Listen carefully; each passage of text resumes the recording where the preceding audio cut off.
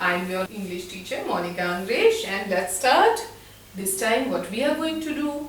We are going to do a new chapter, and what is it known as? It's Proverbs. Proverbs. सोचने में लग रहा होगा what is this? है ना?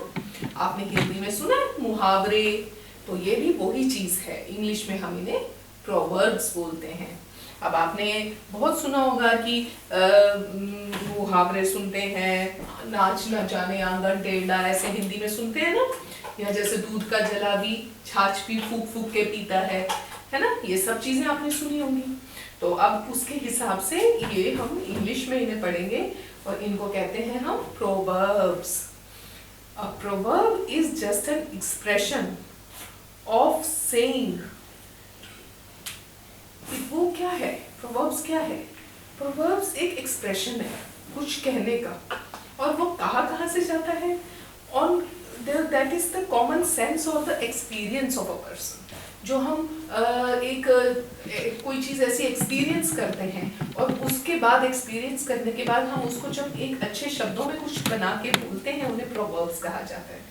अब जैसे कि हमारे सिमरीज हैं, इडियम्स हैं, और इनको हम क्यों यूज़ करते हैं लैंग्वेज में? इनको हम यूज़ करते हैं कि उसको और क्रिएटिव बना सकें और अच्छा बना सकें, ठीक है ना? तो प्रोवर्ब्स अगर आप अपने एसेज में, लेटर्स में और स्टोरीज में लिखेंगे तो it will be so nice, और टीचर बहुत खुश होगा और आपको ज़रूर नंबर एक्स्ट्रा देगा कि ये बच्चा कितना क्रिएटिव है, क्योंकि ये this is the creativity of yourself कि you remember the proverbs and use them on a proper place. Getting my point? So you have to use these proverbs in your sentences, in your paragraphs, in your stories. Fine. So let's start with it. Proverbs are popular sayings that we use in our daily speech. They are the popular sayings. अब वो popular sayings कहीं अपने आप से तो आनी नहीं। ये हमारे forefathers, ancestors जो बहुत पुराने लोग थे, उन्होंने अपने experience से ये प्रोवर्ब्स या कहावतें बनाई हैं, मुहावरे बनाए हैं। जब उनको वो चीज़ उन्होंने एक्सपीरियंस की, अब जैसे उन्होंने कोई ये कहते हैं कि काम किया और वो काम हुआ नहीं, बना नहीं उनका, और वो नौसिखिया था उस काम को करने के लिए, ठीक है। अब हमने एक कुक को कह दिया कि नहीं आप एक स्टैचू बनाओ, है ना, लेकिन वो नहीं बना सकता, तो क्या कहावत लगा देते हैं, नाच न जाने आंगन टेढ़ा, है ना। तो मतलब कि वो जो उनके सोच थी वो ये थी कि जो उनके साथ एक्सपीरियंस उन्होंने इन चीज़ों का लिया, उनको एक क्रिएटिव शब्दों में उन्होंने बांध दिया, और वो जो क्रिएटिव शब्द उन्होंने बांधे वो मुहावरे कहलाए, इंग्लिश में प्रोवर्ब्स कहलाए, ठीक है। Like all the glitters is not gold, है ना। सो हर चमकने वाली चीज़ सोना नहीं होती। सो ये एक्सपीरियंस, लाइफ के एक्सपीरियंस से जो उनको ज्ञान मिला, उससे ये हमारे प्रोवर्ब्स निकले हैं, ठीक है। They are basically, if we think about it, they are they are common and traditional sayings, क्योंकि बहुत पुरानी है, ये हमारे ट्रेडिशन से भी रिलेटेड है। अच्छा, कुछ sayings ऐसी हैं हर किसी के अपने कल्चर से रिलेटेड है, ठीक है। So this is the experience and the culture and the traditions of our ancestors, और ancestors के लिए ancestors जो कि उन्होंने अपने एक्सपीरियंस से हम लोगों के लिए ये क्रिएटिव सेइंग्स बनाई हैं। चलिए आगे हम चलते हैं। Here are common proverbs। अब इन्होंने कुछ कॉमन प्रोवर्ब्स आपको दिए हैं जिनको हम आज पढ़ेंगे। That is, look before you leap। Look before you leap यानी कि आगे बढ़ने से पहले सोचिए, देखिए और फिर आगे बढ़िए, है ना। You must think carefully before you do something। कुछ भी करने से पहले हमें सोचना बहुत जरूरी है। अब इससे इन्होंने क्या सेंटेंस बनाया? Do not join the trekking team just because you think it's fun। Look before you leap। उसने कहा है कि ट्रैकिंग टीम मत ज्वाइन करना, क्योंकि ये मत सोचो कि वो सिर्फ एक एंजॉयमेंट का पार्ट है। So look before you leap यानी कि कोई डिसीजन लेने से पहले जरा सोच लीजिएगा, ठीक है। सो हम लिख लेते हैं। फर्स्ट हमारा है Look before you leap.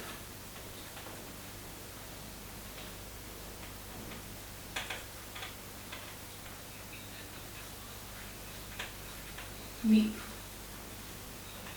Look before you leap. ठीक है? Now the next is a stitch in time saves 9. A stitch in time saves 9. It means it is better to tackle a problem immediately. Postponing it will only make the situation worse. यानी कि कोई भी काम है उसको पूरा करने के लिए उस प्रॉब्लम को इमीडिएटली फेस कर लीजिए, नहीं तो बाद में दिक्कत होगी. So it is better to tackle a problem immediately. अगर हमने उसको पोस्टपोन किया तो the situation will become worse, और मुश्किल खड़ी हो जाएगी. ये लिख लेते हैं हम. Stitch in time saves 9. Fine. Next is better late than never. देर से देर नहीं करनी चाहिए, है ना. It's better to do something late than not doing it at all. मतलब कि कुछ हम धीरे धीरे कर लें, लेकिन कोशिश करनी चाहिए हमें, चाहे हम लेट हो जाएं, लेकिन ये नहीं कि हम करें ही ना बिल्कुल भी. ठीक है, तो it's better to do it something rather than not doing something. Though you are late, you should still go to the meeting. Better late than never. आप लेट हो गए हैं, लेकिन फिर भी आप कोशिश कीजिए मीटिंग पे जाने की. तो क्या आएगा यहाँ? Better late than never. एक और सेइंग है हमारे पास, better late than never. Fine. अगली सेइंग क्या है? Haste makes waste. Haste makes waste. Doing something too quickly leads to mistakes, causing you to waste more time. कहते कोई चीज आप जल्दबाजी में करने की गलती करने से क्या होता है कि टाइम ज्यादा लग जाता है. इसलिए आराम से करिए ताकि जल्दबाजी में वो गलती ना हो जाए. Do your homework slowly and carefully because haste makes it waste. Such a nice proverb, है ना. आपके लिए भी है ये, क्योंकि आप लोग भी कई बार ऐसे कर देते हैं ना जल्दबाजी में काम. Haste makes waste. Fine. Next is too many cooks spoil the broth. Too many cooks spoil the broth. Too many people doing one job leads to confusion. अब अगर एक काम को बहुत सारे लोग मिलके करेंगे और वो काम खराब हो जाता है, इसका मतलब ये है कि हमें ज्यादा लोगों को नहीं इन्वॉल्व करना चाहिए था उस काम में. The painting was a mess because there were too many children painting it. Too many cooks spoiled the broth. ज़्यादा cooks ने broth को spoil कर दिया क्योंकि उस painting को बहुत सारे बच्चे बनाने लगे थे. तो क्या है ये? Too many cooks spoil the broth.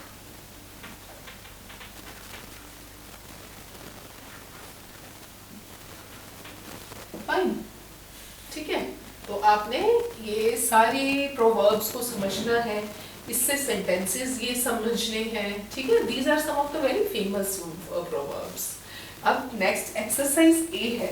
इसमें what it is saying use each of the 5 proverbs given above in your own sentences. अब उन्होंने पहले तो एक एक सेंटेंसेस बना के हमें दिखा दिए. अब वो कह रहा है कि इनको आप अपने सेंटेंसेस में यूज करके दिखाइए. ठीक है, सो हम यूज करेंगे इनको अपने सेंटेंसेस में. एक्सरसाइज ए. ठीक है, first one is look before you leave, है ना. अब लुक बिफोर यू लीव यानी कुछ करने से पहले हमें सोचना चाहिए. इट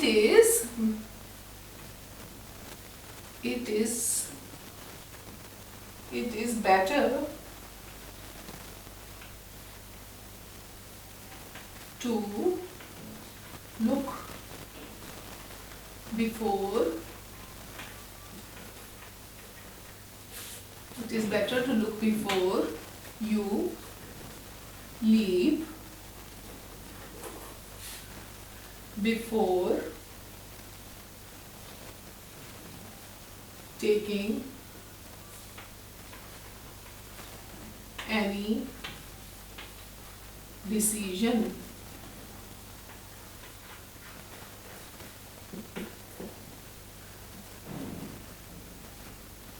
ठीक है, it is better to look before you leave before taking any decision. कोई डिसीजन लेने से पहले आपको सोच लेना चाहिए. ठीक है. अब नेक्स्ट क्या कह रहा है? A stitch in time saves 9. अब इससे रिलेट करता हुआ हमें सेंटेंस बनाना है. It's better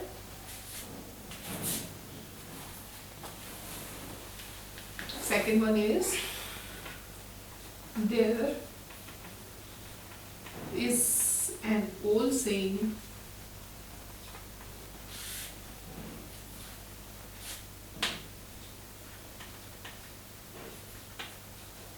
stitch in time. Acha, now we will do the second sentence. Second sentence is stitch in time saves 9. So there is an old saying, stitch in time saves 9. So and therefore I think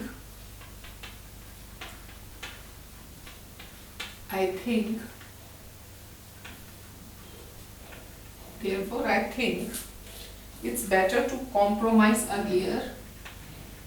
Better to compromise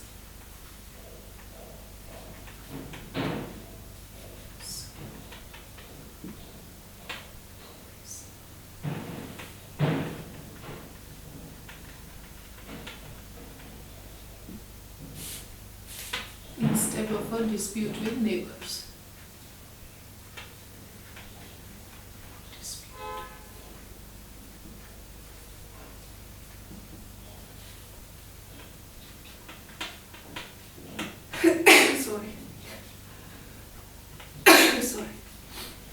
Neighbors. ठीक है. Second sentence कहते हैं कि it's better कि मैं पहले अपने neighbours के साथ कॉम्प्रोमाइज करूं, है ना, बाद की प्रॉब्लम से ज्यादा. तो it's better to stitch in time saves 9. Okay. Now the third one is better late than never. So it is better late than never. It is better late than never.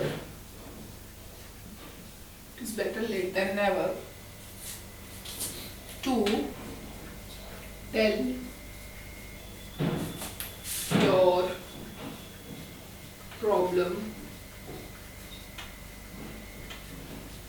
to your parents. Fine. It is better late than never to tell your problem to your parents. It's मतलब अपने parents को आप problem पहले ही बता दीजिए, इससे पहले कि देर हो जाए. ठीक है. So next is haste makes waste.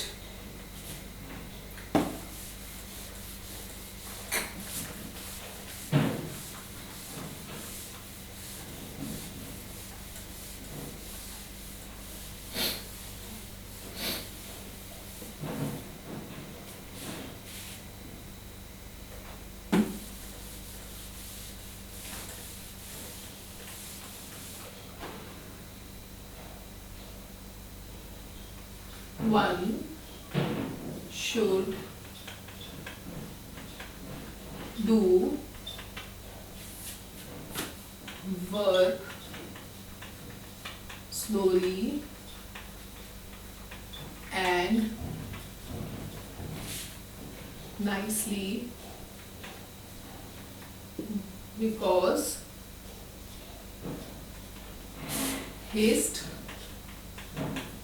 makes waste. Fine. So this is our fourth question. Now the fifth one is too many cooks spoil the broth, ज्यादा लोग चीज को खराब कर देते हैं, है ना. The kids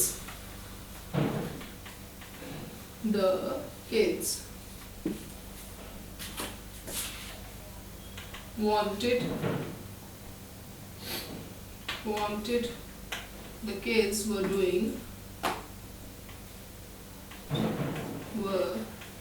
doing art activity, but too many cooks spoil the broth. ठीक है, बच्चे जो थे वो ड्राइंग की एक्टिविटी करना चाहते थे सारे, लेकिन क्या हुआ, ज्यादा बच्चों की वजह से कहानी खराब हो गई. तो the too many cooks spoil the broth. अब हम आ जाते हैं नेक्स्ट एक्सरसाइज बी पे. Exercise B says read the sentences and write the appropriate proverb for each one of the following. Now इन्होंने क्या किया है एक्सरसाइज बी में, इन्होंने बॉक्स में प्रोवर्ब्स दिए और नीचे सेंटेंसेस लिखे. आपको वो सेंटेंसेस समझने हैं और ये बताना है कि उनके साथ कौन सा प्रोवर्ब लिंक करेगा. ठीक है, तो आप लोग फटाफट अपने असिस्टेंट टीचर्स की हेल्प से उनको फटाफट बताएंगे. टीचर्स आपसे पूछेंगे फटाफट कि हाँ दिस इज द सेंटेंस, अब बताओ इसके साथ कौन सा प्रोवर्ब जाता है, और आपने फटाफट सोच के उनको क्विक आंसर करना है.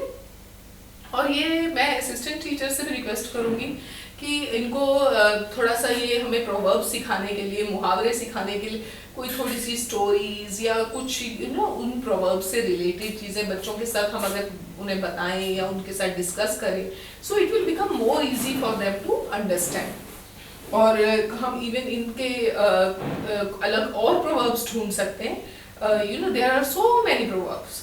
उनको लेके इनको कह सकते हैं कि अब आप सोच के कोई सेंटेंसेस बनाओ इनसे, ताकि उनकी प्रैक्टिस हो जाए इनको यूज करने की. चलिए हम एक्सरसाइज बी पे आते हैं.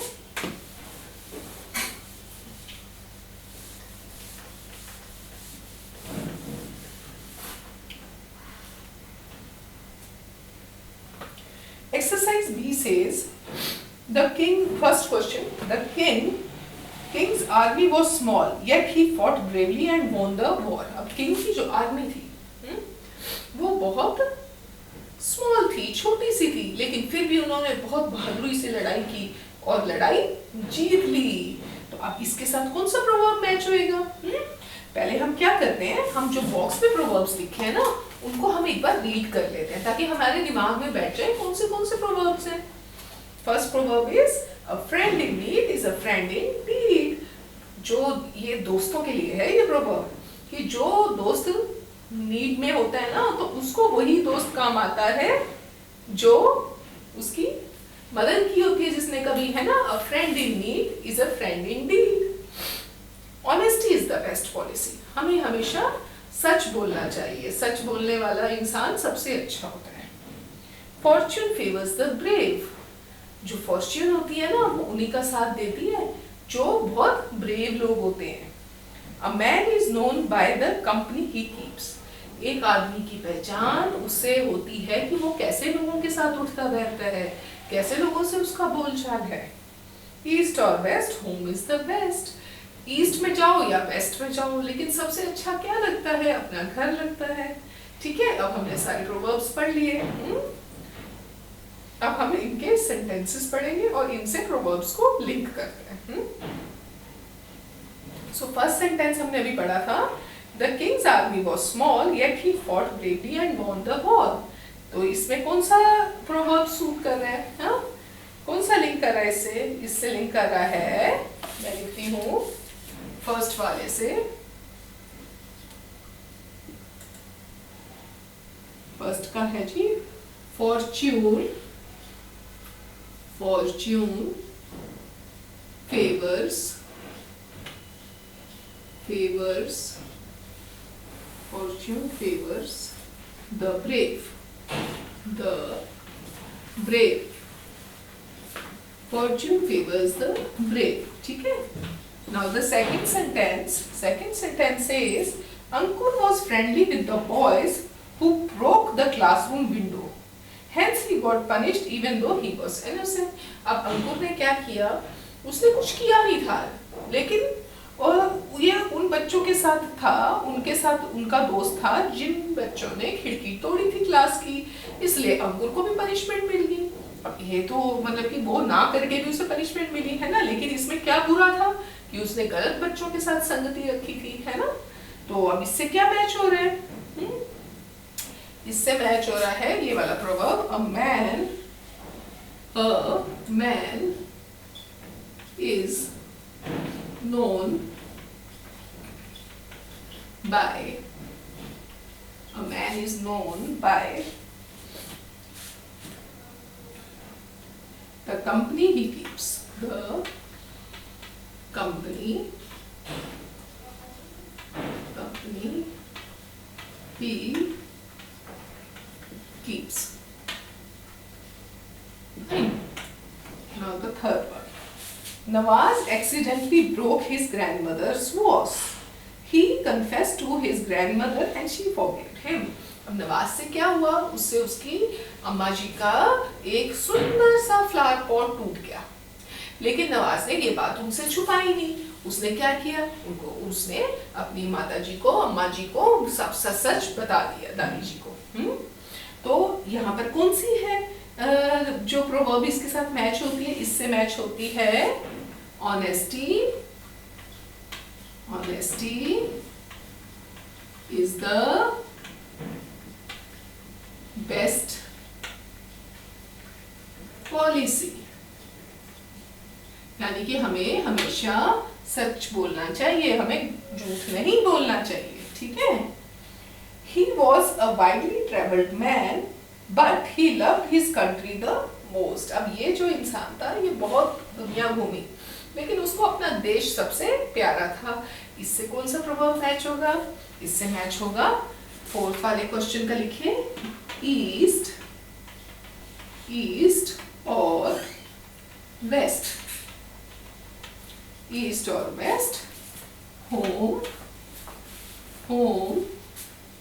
is the best, fine, ठीक है। home is the best, east और west, मेरा घर सबसे प्यारा है, home is the best. Now the next one is Nitin helped Rahul when everyone else refused to. जो नितिन था ना, उसको राहुल ने बहुत हेल्प की जब सबने उसकी हेल्प करने से मना कर दिया।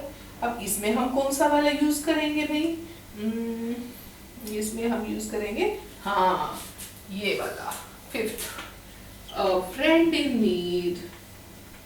ये तो बहुत ही प्यारा प्रोवर्ब है, अ friend in need is a friend indeed.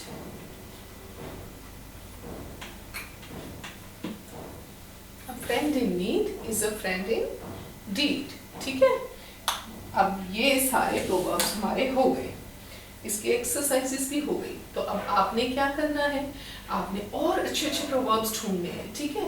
बहुत सारे प्रोवर्ब्स हैं और वो प्रोवर्ब से आप कोशिश कीजिए उनको सेंटेंसेस में यूज करने की, और आपको ये पैराग्राफ लिखते हैं, ऐसे लिखते हैं, उसमें यूज करने की, ठीक है। इससे क्या होगा, इससे आपकी जो राइटिंग है वो एक्सप्रेशन से भरी हो जाएगी और बहुत क्रिएटिव हो जाएगी, है ना। सो अब आप लोग इसकी प्रैक्टिस कीजिए और नए नए प्रोवर्ब्स ढूंढ के अपनी असिस्टेंट टीचर्स को ढूंढ के लाइए और लिख के दिखाइएगा, ठीक है। नोटबुक में, अपनी नोटबुक में और नए नए प्रोवर्ब्स लिख के लाइए उनके मीनिंग्स के साथ, ठीक है। सेंटेंसेस ना बने तो कोई बात नहीं, और कोई प्रोवर्ब समझ ना आए तो भी कोई बात नहीं, असिस्टेंट टीचर्स है ना आपकी हेल्प के लिए, उनसे आप पूछिए, उनसे आप समझिए, वो आपको समझाएंगे और आपको सब समझ आ जाएगा। ओके बच्चों, चलिए फिर हम मिलेंगे नेक्स्ट क्लास में। Okay bye.